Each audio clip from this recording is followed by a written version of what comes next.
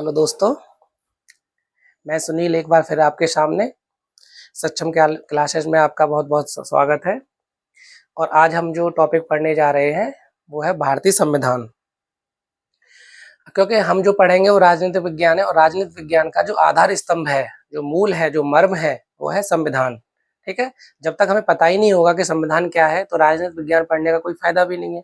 तो इसीलिए जो राजनीतिक विज्ञान का जो मर्म है, जो उसका आधार स्तंभ है संविधान, हम उसी के बारे में आज थोड़ा जानते हैं कि संविधान क्या है, संविधान के स्रोत क्या क्या हैं, ठीक है, कहाँ कहाँ से लिया गया है, उसकी विशेषता क्या क्या है। तो आज हम उसी टॉपिक पर पढ़ने जा रहे हैं कि संविधान। ठीक है, तो हम चलते हैं संविधान की तरफ।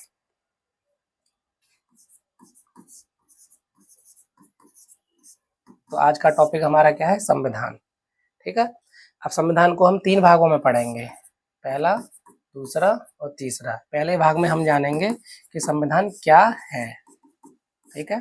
दूसरे भाग में जानेंगे कि संविधान के स्रोत क्या क्या हैं, ठीक है। और तीसरे भाग में जानेंगे हम इसकी विशेषता क्या क्या है। तीसरे भाग में जानेंगे विशेषताएं क्या क्या है इसकी, ठीक है। अब संविधान है तो संविधान से पहले कुछ जान लेते हैं क्या है।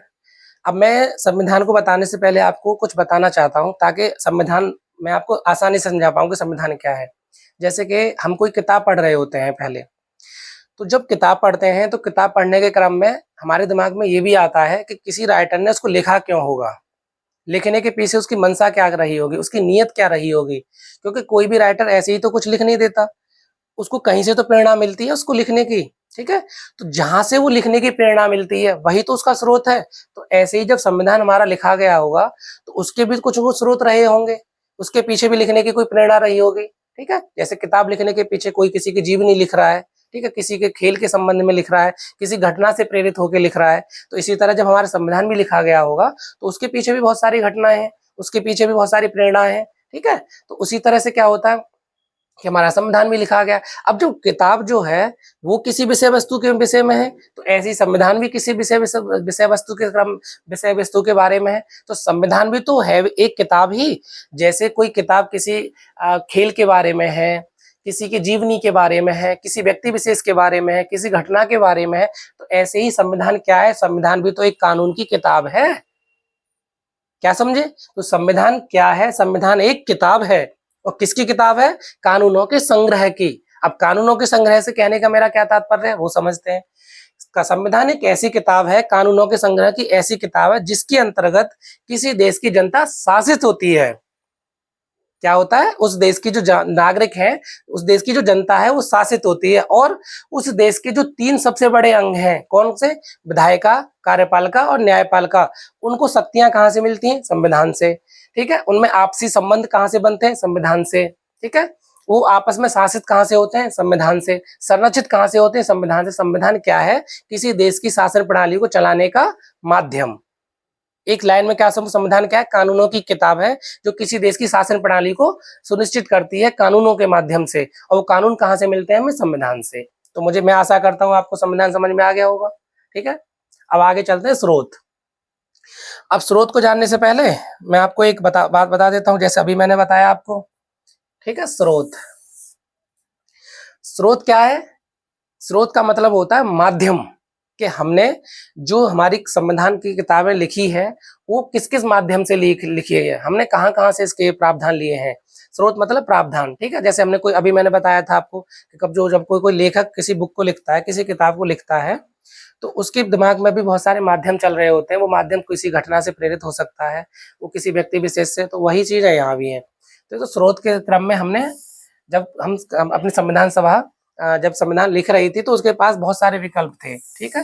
तो उनमें विकल्पों में हम चलते हैं। जैसे कि सबसे बड़ा स्रोत जो है भारत संविधान के प्रावधानों का वो है भारत शासन अधिनियम। भारत शासन अधिनियम 1935, ठीक है। ये सबसे बड़ा स्रोत है। कभी पूछ लेता है प्रश्न में कि भारत संविधान में जितने प्रावधान है उनका सबसे बड़ा स्रोत क्या है, तो वो है भारत शासन अधिनियम 1935, ठीक। फिर दूसरा स्रोत, जैसे अब क्योंकि ये तो अधिनियम था, अब उस समय भारत संविधान को लिखने से पहले बहुत सारे देशों के संविधान बन चुके थे, ठीक है। तो हमने उनका भी अध्ययन किया, ठीक। तो जैसे कि हमने अमेरिकी संविधान का अध्ययन किया था, तो कुछ स्रोत हमने अमेरिकी संविधान से लिए, ठीक है। तो कुछ हमने लिए ब्रिटिश संविधान से भी लिए, क्योंकि ब्रिटिश से तो लेना स्वाभाविक था, हम ब्रिटिशों के ही गुलाम थे उस समय, ठीक है। कुछ स्रोत हमने कनाडाई संविधान से भी लिए थे, ठीक है। तो कुछ स्रोत हमने ऑस्ट्रेलिया के संविधान से भी लिए हैं। अब कुछ स्रोत हमने दक्षिण अफ्रीका के संविधान से लिए हैं। कुछ स्रोत हमने सोवियत संघ के संविधान से लिए हैं, सोवियत संघ, ठीक है, रूस, ठीक है, सोवियत संघ के संविधान से लिए हैं। तो कुछ हमने फ्रांस के संविधान से भी लिए हैं, ठीक है। ऐसे करके बहुत सारे देश हैं जहां से कुछ न कुछ हमने अपने संविधान में ग्रहण किया है, क्योंकि हर संविधान की अपनी एक विशेषता है। हर संविधान में कुछ ऐसे प्रावधान होते हैं जो हमारे काम के होते हैं, तो हमने जो हमारे काम का वो अपने संविधान में रख लिया। इसमें कोई बुराई जैसी बात थोड़ी होती है, ठीक है भाई। सब इंसान, सभी देशों के अपने अपने प्रावधान है, सभी देशों के अपने अपने मानसिकता, सभी लोगों की अपनी मानसिकता होती है। अब हमारे काम का क्या है, किसी से ग्रहण करना कोई गलत बात थोड़ी है, उससे क्या हुआ, हमारा समय बच गया, ठीक है। तो वही हमने भी किया, तो इसमें कुछ गलत नहीं है। तो भारत शासन अधिनियम 1935, जिसका सबसे, भारत संविधान का सबसे बड़ा स्रोत यही है। अब अमेरिकी संविधान है, अमेरिकी संविधान से हमने कुछ अपने काम की चीजें ली, जैसे कि हमने मूल अधिकार अमेरिकी संविधान से लिए हैं, ठीक है। और राष्ट्रपति का पद भी हमने अमेरिकी संविधान से लिया है, उपराष्ट्रपति का पद भी हमने अमेरिका के संविधान से लिया गया, प्रस्तावना की अवधारणा भी हमने अमेरिका के संविधान से ली है। ऐसी ब्रिटिश संविधान से, जैसे हमने संसदीय प्रणाली ब्रिटिश संविधान से ली है, ये कानून का शासन जो ब्रिटिश, वो भी हमने ब्रिटिश संविधान से लिया है। एकल नागरिकता का प्रावधान हमने ब्रिटिश संविधान से लिया है। ऐसे कनाडाई संविधान से देखते हैं, तो कनाडाई संविधान से हमने, जैसे संघीय व्यवस्था हो गई, वो हमने कनाडाई संविधान से ली है। आवश्यक शक्तियां हैं, वो भी कनाडाई संविधान से ली है, ठीक है। और केंद्र राज्य संबंध में जो हमारे देश में केंद्र राज्य संबंध है, वो भी हमने कनाडाई संविधान से। तो हमारे संघीय व्यवस्था पे सबसे बड़ा असर अगर किसी देश का दिखता है तो वो कनाडाई संविधान का दिखता है, ठीक है।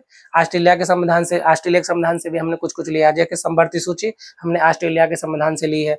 और जो हमने उद्देशिका ली है अमेरिकी संविधान से, लेकिन उद्देशिका की भाषा कहाँ से ली है, वो ली है ऑस्ट्रेलिया के संविधान से, ठीक है। और संसद के, जैसे हमारे जो पार्लियामेंट है, उस संसद के दोनों सदनों की संयुक्त बैठक जो होती है, वो भी हमने ऑस्ट्रेलिया के संविधान से लिया है। अब दक्षिण अफ्रीका के संविधान से क्या लिया है हमने, तो जो हमारा संविधान है, अब जैसे संविधान हमारा लिख गया, ठीक है, तो समय समय पे क्या होता है कि जैसे जैसे तकनीकी आती हैं, समय बढ़ता है, तो उसमें प्रावधान की भी, संशोधन की भी जरूरत पड़ती है। तो संशोधन की जो प्रक्रिया है वो हमने कहाँ से ली है, दक्षिण अफ्रीका के संविधान से। इससे क्या होता है, आर्टिकल 368 जो कहता है कि भारत संविधान में संशोधन हो सकता है। संशोधन की जरूरत इसलिए पड़ती है ताकि कोई भी प्रथा, कोई भी समय के हिसाब से कोई भी कानून, जैसे हमने 1947 का कानून, 1950 का कानून है, जरूरी नहीं है कि वो 2025 में भी उसी तरह से लागू किया जाए, उसमें संशोधन की जरूरत पड़ती है। आगे चल के तकनीकें बढ़ती हैं, लोगों का ज्ञान बढ़ता है, जनसंख्या बढ़ती है, जमीन विवाद बढ़ते हैं, 50 तरह की समस्याएं आती हैं। तो उन समस्याओं से निपटने के लिए उसी समय के, वर्तमान समय के परिप्रेक्ष्य में जो कानून की आवश्यकता होती है, उसे लाने के लिए, संशोधन करने के लिए हम एक जो संशोधन की प्रक्रिया है वो हमने दक्षिण अफ्रीका के संविधान से ली है। सोवियत संघ से लिया है हमने मौलिक कर्तव्य लिए हैं। फ्रांस के संविधान से हमने जैसे गणतंत्र है, स्वतंत्रता की, बंधुत्व की भावना, ये सब हमने फ्रांस के संविधान से लिए हैं। तो अब मुझे लगता है आपको समझ में आ गया होगा मोटा मोटा कि हमारे संविधान में कई तरह से जो प्रावधान है, हमने कई देशों से कुछ जब लेते रहे हैं, ठीक है। अपने अपने काम की चीजें हमने हर संविधान से ली है, ठीक है। फिर से एक बार रिपीट कर देता हूँ मैं। तो भारत शासन अधिनियम 1935, जो कि हमने सबसे बड़ा, जो भारत संविधान में सबसे बड़ा जो प्रावधान है, हमने यही सबसे ज्यादा प्रावधान यहीं से लिए हैं। फिर रहता है अमेरिकी संविधान से भी कुछ लिया है, जो कि जैसे राष्ट्रपति का पद हो गया, उपराष्ट्रपति का पद हो गया, मौलिक अधिकार हो गए। ब्रिटिश संविधान से एकल नागरिकता ले लिया हमने, संसदीय प्रणाली ले ली है। कनाडाई संविधान से हमने संवर्ती सूची नहीं, कनाडाई संविधान से हमने केंद्र संबंध भी लिए हैं, ठीक है। ऑस्ट्रेलियाई संविधान से हमने संवर्ती सूची, उद्देश्य की भाषा है, दोनों सदनों की संयुक्त बैठक है। दक्षिण अफ्रीका के संविधान से हमने क्या लिया है, दक्षिण अफ्रीका के संविधान से हम संशोधन की प्रक्रिया ली है। सोवियत संघ से हमने मौलिक कर्तव्य लिए। फ्रांस के संविधान से गणतंत्र है, स्वतंत्रता की भावना है, बंधुत्व है, ये सारे हमने फ्रांस के संविधान से लिए हैं, ठीक है। मुझे उम्मीद करता हूँ कि आपको बात समझ में आ गई। इसके अलावा भी और भी देशों के, जैसे जापान का भी प्रभाव है भारतीय संविधान पे। एक और आता है आयरलैंड से भी हमने महत्वपूर्ण चीजें ली है, ठीक है। आयरलैंड के संविधान से हमने डीपीएसपी लिया है। डीपीएसपी मैंने कल पढ़ाया था आपके, राज्य के नीति निर्देशक तत्व, ठीक है। और राष्ट्रपति के चुनाव की प्रणाली। ठीक है, अब यहाँ पे देखो राष्ट्रपति का पद कहाँ से लिया है, अमेरिकी संविधान से, पर राष्ट्रपति का चुनाव कैसे होगा, ये प्रणाली हमने कहाँ से ली है, ये प्रणाली ली है हमें आयरलैंड के संविधान से। तो आप समझ गए, अमेरिकी, ब्रिटिश, कनाडाई, ऑस्ट्रेलिया, दक्षिण अफ्रीका, जापान, फ्रांस, ये सब देशों से हमने कुछ न कुछ लिया है। तो भारत संविधान के स्रोत क्या क्या हो गए, ये सारे स्रोत है। कभी कभी मेंस में भी पूछ लेता है, तो मेंस में लिखने के काम आएंगे आपके, और प्री में पूछ लेता है, ये मैचिंग में पूछ लेता है कि आयरलैंड के संविधान से डीपीएसपी, और राष्ट्रपति के चुनाव प्रणाली वो भी आयरलैंड था, और ये पूछ लेगा संसदीय प्रणाली हमने ब्रिटिश से ली है, मौलिक अधिकार हमने अमेरिका से लिए हैं, ठीक है, संवर्ती सूची ऑस्ट्रेलिया से ली है, संशोधन की प्रक्रिया हमने दक्षिण अफ्रीका से लिए है, मौलिक कर्तव्य रूस से लिए हैं, मूल अधिकार अमेरिका से लिए। इस तरह से कभी कभी मैचिंग में भी पूछ लेता है। तो मैं आशा करता हूं कि आपका ये वाला टॉपिक मेंस और प्री दोनों के उद्देश्य से काफी सहज महसूस करोगे, आप इसे लिख पाओगे। ठीक है, अब चलते हैं विशेषताओं की तरफ। ठीक,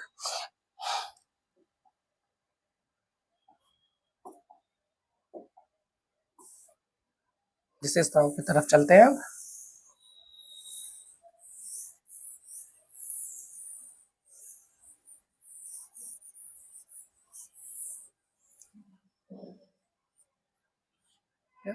अब चलते हैं विशेषताओं की तरफ।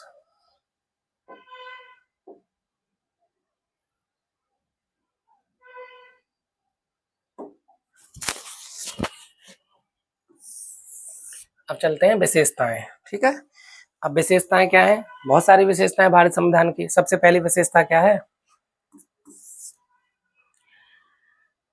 दुनिया का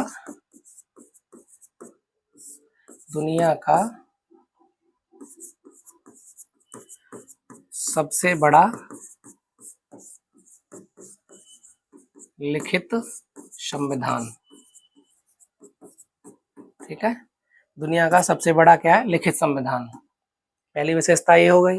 पहले मैं लिख लेता हूँ, फिर उसके बाद इसको एक्सप्लेनेशन कर दूंगा इनकी, ताकि अच्छे समझ में आ जाए। राइट, दूसरा,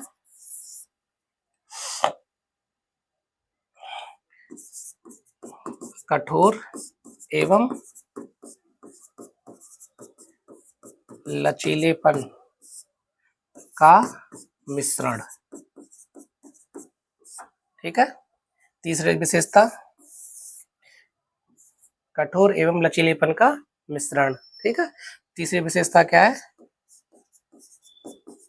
संसदीय प्रणाली। चौथी विशेषता क्या है, स्वतंत्र न्यायपालिका। पांचवी विशेषता क्या है, एकल नागरिकता। छठवीं विशेषता क्या है, मूल अधिकार। ठीक है, अब मैं इधर लिख देता हूं। सातवीं विशेषता क्या है, मूल कर्तव्य। आठवीं विशेषता क्या है, वयस्क मताधिकार।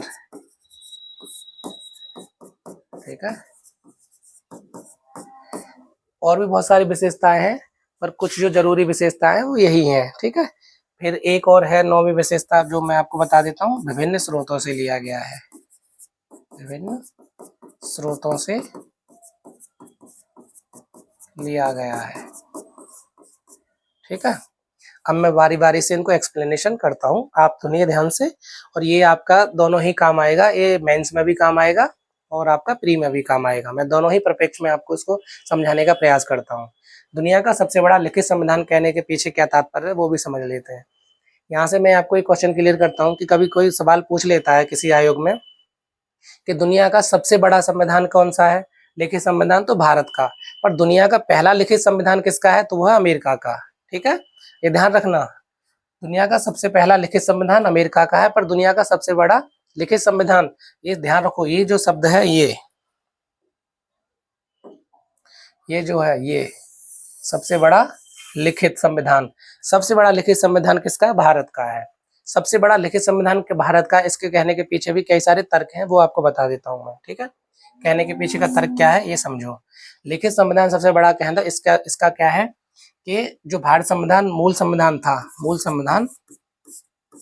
संविधान में, ठीक है, इसको सबसे बड़ा कहने के पीछे क्या तर्क है कि इसमें पहले 22 भाग थे, ठीक, 22 भाग, 395 अनुच्छेद, ठीक है, और 8 अनुसूचियां, 8 अनुसूचियां थी, ठीक है।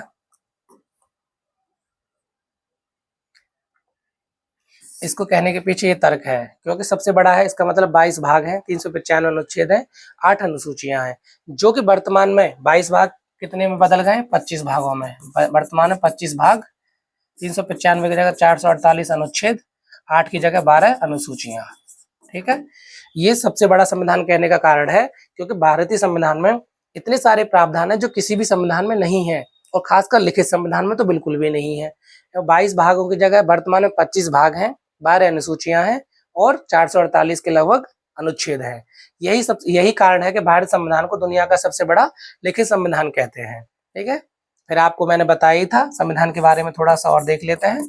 तो भारत संविधान कब लागू हुआ, तो 26 जनवरी 1950 को लागू हुआ। अपनाया कब गया, 26 नवंबर 1949 को अपनाया गया था ये, ठीक है। ये तो तथ्य यहाँ से यहाँ पे याद कर लो। तो मुझे लगता है संविधान के बारे में पर्याप्त चीजें आपको पता चल गई हैं। कठोर एवं लचीलेपन का मिश्रण क्या है, अब यहाँ से फिर 2 शब्द ध्यान रखो। कठोर एवं लचीलेपन का मिश्रण का समझ रहे हो, तो कोई संविधान कठोर भी होगा और कोई संविधान क्या होगा, लचीलापन भी होगा। पर भारत का संविधान कैसा है, दोनों का मिश्रण। अब इसके पीछे कहने का क्या तर्क है वो भी देख लेते हैं कि अमेरिकी संविधान जो है वो दुनिया का सबसे कठोर संविधान में, उसमें संशोधन करना बहुत टफ है, बहुत ज्यादा मुश्किल होता है, ठीक है। लेकिन ब्रिटिश संविधान सबसे ज्यादा लचीला संविधान, वहां पे आसानी से संशोधन होता है।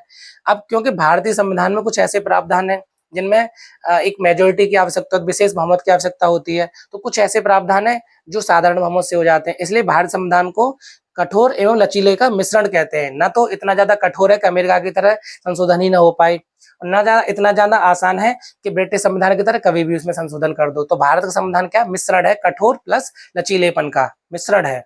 संसदीय प्रणाली, ठीक है, इसको देखते हैं। संसदीय प्रणाली कहने का क्या कारण है, संसदीय प्रणाली पे पढ़ाने से पहले मैं आपको एक शब्द समझाता हूँ, अध्यक्षीय प्रणाली, ठीक, इसको देखो, अध्यक्षीय प्रणाली। अध्यक्षीय प्रणाली और संसदीय प्रणाली को समझना आपके लिए बहुत जरूरी है। अध्यक्षीय प्रणाली वो है जिसमें शासन का प्रमुख कौन होता है, वहां का राष्ट्रपति होता है। चुनाव वो भी जनता द्वारा चाहता है, पर वहां पे प्रधानमंत्री प्रमुख नहीं होता, वास्तविक प्रमुख कौन होता है, राष्ट्रपति होता है। जबकि संसदीय प्रणाली में यहाँ पे भी लोकतंत्र में चुनाव होता है, वहां भी लोकतंत्र में चुनाव दोनों ही जगह है, पर यहाँ का वास्तविक प्रमुख कौन होता है, सरकार का प्रमुख कौन होता है, वो होता है प्रधानमंत्री होता है। यहाँ भी राष्ट्रपति है, पर राष्ट्रपति नाम मात्र का प्रमुख होता है, ठीक है। अध्यक्षीय प्रणाली में प्रमुख कौन होता है, सरकार का, अध्यक्षीय प्रणाली में प्रमुख होता है राष्ट्रपति, और संसदीय प्रणाली में होता है प्रधानमंत्री। इसके उदाहरण आपको देखने को मिलेंगे कहाँ कहाँ, जैसे श्रीलंका में आपको देखने को मिल जाएगा, ठीक है, और आपको सबसे बड़ा तो खुद यूएसए में ही देखने को मिल जाएगा, और इसका तो आपको पता ही है, हमारा प्यारा भारत है, ठीक है। तो संसदीय प्रणाली का सबसे बड़ा उदाहरण कौन सा है, तो हमारा प्यारा भारत है। अब आते हैं स्वतंत्र न्यायपालिका पे, ठीक है। तो स्वतंत्र न्यायपालिका के लिए मैं बताता हूँ। अब क्योंकि भारत में संघवाद है, संघीय शासन प्रणाली है भारत की। संघीय शासन प्रणाली क्या कहती है कि संविधान कुछ शक्तियों का डिफाइन करता है जो केंद्र के पास होती हैं, और कुछ शक्तियां ऐसी होती हैं जो राज्यों के पास होती हैं, ठीक है। अब कुछ विशेष स्थितियां ऐसी आती हैं जहां दोनों में टकराव होता है, ठीक है, वो होना स्वाभाविक है क्योंकि लोकतंत्र है। लोकतंत्र में सरकारें जनता के हित में काम करती हैं। लोगों का अल्टीमेटम पर्पज क्या है, किसी देश की शासन प्रणाली का, किसी संविधान का क्या कर्तव्य है कि वहां के नागरिकों के लिए विशेष से विशेष सुविधाओं की सुविधा दे पाए, ठीक है। तो इसलिए संविधान बना हुआ है ताकि कानून का शासन रहे, और कानून का शासन का मतलब क्या है कि वहां की सरकार को ये काम करने चाहिए कि जनता को सहजता महसूस हो, जनता के हित में काम करने चाहिए। इसलिए संविधान में कुछ शक्तियां केंद्र को दी हैं और कुछ शक्तियां किसको दी हैं, राज्य को दी हैं, ठीक है। अब क्या होता है कि कभी कभी दोनों की शक्तियों को लेकर टकराव आता है कि मानो कोई प्रावधान जो संसद ने बनाया है और कोई प्रावधान जो राज्य विधानमंडल ने बनाया है, उनमें कभी टकराव हो जाता है। तो ऐसी स्थिति में इन दोनों के जो टकराव है उसका निर्णय करने के लिए एक हमें स्वतंत्र न्यायपालिका चाहिए होती है। अगर उस पर सरकार का दबाव रहता, केंद्र का दबाव रहता, तो वो केंद्र की तरफ अपना अपना निर्णय दे देती, इसलिए उसको स्वतंत्र किया गया। अब यहाँ पे एक शब्द आता है स्वतंत्र, इसको पहले पढ़ो। न्यायपालिका तो और भी देशों में है, लेकिन भारत में क्या बोला है? स्वतंत्र न्यायपालिका। स्वतंत्र न्यायपालिका कहने के पीछे का तर्क यही है कि उसको संविधान में जो उसके न्यायाधीश हैं, ठीक है, उनके उनके कार्यकाल की गारंटी दी गई है, उनके वेतन भत्ते की गारंटी दी गई है। इसकी शक्तियां संविधान से प्राप्त हैं, ना कि सरकार से। इसको जो सीधे शक्तियां हैं इसको वो संविधान द्वारा प्रदत्त हैं, ठीक है। इसके कार्यकाल को संविधान द्वारा संरक्षित किया गया है, इनकी सेवा शर्तों को संविधान द्वारा सुरक्षित किया गया है, ताकि सरकार इन पर किसी भी तरह का दबाव न बना पाए। क्यों? क्योंकि ये आधार स्तंभ है न्यायपालिका का। न्यायपालिका ही डिसाइड करती है कि जब राज्यों में और केंद्रों में कोई टकराव होता है, या राज्य या जनता में कोई टकराव होता है, या केंद्र या जनता में कोई टकराव होता है, तो उनके जो सबसे अच्छा निर्णय जो दे पाएगी वो स्वतंत्र न्यायपालिका ही दे पाएगी, ताकि उस पर राजनीतिक दबाव न हो। स्वतंत्र कहने का मतलब क्या है? फिर समझ लो। स्वतंत्र कहने का मतलब यह है कि इसको संविधान द्वारा शक्तियां प्रदत्त हैं, इनके कार्यकाल की सुरक्षा संविधान द्वारा दी गई है, और इनको वेतन भत्ते की जो सुविधा है वो भी वो भी संविधान द्वारा सुरक्षित किया गया है, ठीक है, ताकि सरकार का इन पर किसी भी तरह से कोई दबाव ना हो। एकल नागरिकता, फिर देखते हैं। नागरिकता तो आप जानते हो, पर एकल कहने का मतलब क्या है? जब एकल नागरिकता तो कहीं कहीं दोहरी नागरिकता भी होगी, ये भी समझ लो। नहीं, एकल ही क्यों कहते हैं? तो होती है दोहरी नागरिकता। भारत में एकल नागरिकता अपनाएगी ब्रिटिश की तरह है, क्योंकि मैंने अभी आपको बताया था शुरुआत में कि एकल नागरिकता कहाँ से ली गई है, तो ब्रिटिश संविधान से ली गई है। एकल नागरिकता कहने का मतलब है कि भारत में सिर्फ और सिर्फ भारतीय नागरिकता है, किसी राज्य की कोई नागरिकता नहीं है। कि जैसे मैं अगर उत्तर प्रदेश का हूँ तो मुझे उत्तर प्रदेश की नागरिकता मिलेगी, ऐसा कहीं नहीं है। मानो कोई बिहार का है तो उसको बिहार की नागरिकता मिलेगी, ऐसा नहीं है। कोई मध्य प्रदेश का तो उसको मध्य प्रदेश की, कोई राजस्थान का, ऐसा नहीं है। भारत में सिर्फ और सिर्फ एक ही नागरिकता है, वो है भारतीय नागरिकता, ठीक है। पर अमेरिका में जाओगे तो अमेरिका में अमेरिकी नागरिकता के साथ साथ वहाँ के राज्यों की नागरिकता भी मिलती है, इसलिए अमेरिका में क्या है? दोहरी नागरिकता है, ठीक है। पर भारत में एकल नागरिकता है। तो इसलिए भारत में कैसी है? एकल नागरिकता। अब आता है मूल अधिकार। मूल अधिकार हमने अभी पढ़ाया था, मैंने आपको, वो लिए गए हैं हमने अमेरिकी संविधान से लिए गए। मूल अधिकार को संविधान में रखने का क्या कारण था वो समझ लेते हैं। क्योंकि भारत एक बहुत बड़ा देश है, विशाल देश है, ठीक है, और हम गरीबी की और गुलामी की जंजीरों से बाहर ही आए थे, तो लोगों को अपने अधिकार नहीं पता थे, ठीक है।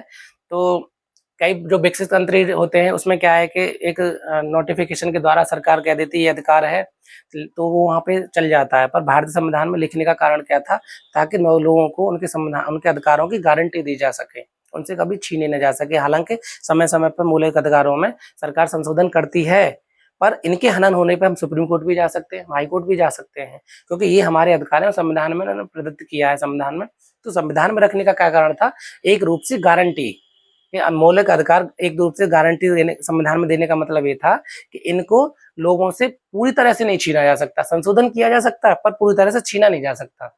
जो संविधान में अगर कोई चीज है तो उसमें आप संशोधन कर सकते हो, पर छीन नहीं सकते उसको एक तरह से, ठीक है। तो मूल अधिकार ये है। अब मूल अधिकार को मूल कहने का कारण क्या था? मूल अधिकार जैसे कि मैं किस धर्म को अपनाना चाहता हूँ, ये मेरा मूल अधिकार है, ठीक है। मैं कौन सी आजीविका, कौन सा व्यापार करना चाहता हूँ, ये भी मूल अधिकार है मेरा। मैं क्या बोलना चाहता हूँ, ये भी मेरा मूल अधिकार है। मेरे वक्तव्य की, मेरी स्वतंत्रता की आजादी है, ठीक है। मुझे समानता का अधिकार है, मुझे समान अवसर चाहिए, ये भी मेरा अधिकार है। तो ये सब कौन कहते हैं? मूल अधिकार कहते हैं, ठीक। इसी तरह से यहाँ आ जाता है मूल कर्तव्य। अब अगर किसी देश के नागरिकों को सिर्फ और सिर्फ अधिकार दे दिए जाएं तो उसमें निरंकुशता की भावना पैदा हो सकती है, ठीक है। इसलिए संविधान निर्माताओं ने क्या किया कि अधिकारों के साथ साथ व्यक्ति विशेष को, नागरिकों को उनके कर्तव्य भी देने चाहिए, ताकि संतुलन बना रहे, ठीक है। कर्तव्य विहीन अधिकार निरंकुशता पैदा करते हैं, ठीक है। तो अगर मूल कर्तव्य नहीं दिए होते, सिर्फ अधिकार दिए होते, तो अधिकार इंसान के अंदर, अगर मेरे पास सिर्फ अधिकार है और करने को कोई कर्तव्य नहीं है, तो व्यक्ति निरंकुश होता है। जो कि निरंकुशता क्या करती है? फिर देशद्रोह की भावना पैदा करती है, ठीक है। और वहाँ की जो शासन प्रणाली है उसमें गड़बड़ियां पैदा करती है। तो इसलिए कर्तव्य भी जरूरी है नागरिकों के लिए, ताकि हमें पता रहे कि हमारे देश के प्रति किसी भी नागरिक का क्या क्या कर्तव्य है। तो इसलिए अधिकार और कर्तव्य दोनों एक दूसरे के साथ चलने चाहिए, ताकि व्यक्ति में संतुलन बना रहे, सहजता बनी रहे। अब आते हैं वयस्क मताधिकार। वयस्क मताधिकार का सीधा सा मतलब है कि अगर कोई व्यक्ति 18+ उम्र का हो गया है तो उसे वोट देने का अधिकार है, ठीक है। जो चुनाव प्रणाली होंगी, जो चुनाव होते हैं उसमें 18+ व्यक्ति को वोट देने का अधिकार है। विभिन्न स्रोतों से लिया गया, ये मैंने आपको बता ही दिया था। इसमें कौन कौन स्रोत थे? तो इसमें 1935 का शासन अधिनियम था, अमेरिकी संविधान से लिए गए हैं, ब्रिटिश संविधान से, कनाडाई संविधान से, ऑस्ट्रेलियाई संविधान से, जापान के संविधान से,